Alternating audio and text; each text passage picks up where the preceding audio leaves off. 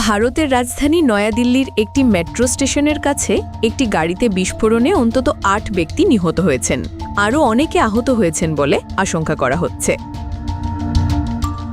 আজ সোমবার সন্ধ্যায় এ বিস্ফোরণ ঘটে বলে জানিয়েছেন সংশ্লিষ্ট কর্মকর্তারা। এই ঘটনার পর দিল্লিতে উচ্চ সতর্কতা জারি করেছে পুলিশ।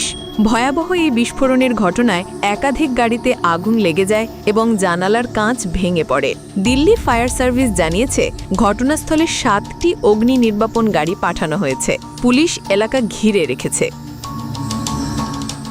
দিল্লি ফায়ার সার্ভিসের এক জ্যেষ্ঠ কর্মকর্তা বলেন, বিস্ফোরণটি লালকেল্লা মেট্রো স্টেশনের ১ নম্বর গেটের কাছে পার্ক করা একটি গাড়িতে হয়েছে। বিস্ফোরণের তীব্রতা ছিল ব্যাপক। অনেকে আহত হওয়ার আশঙ্কা রয়েছে। ঘটনার ছবি, ভিডিওতে দেখা গেছে জ্বলন্ত গাড়ি থেকে ধোঁয়া উঠছে। বিস্ফোরণের পর বেশ কয়েকটি গাড়ি ক্ষতিগ্রস্ত হওয়ায় সেখানে আতঙ্ক ছড়িয়ে পড়ে। Desk report, 24 hour Bangla.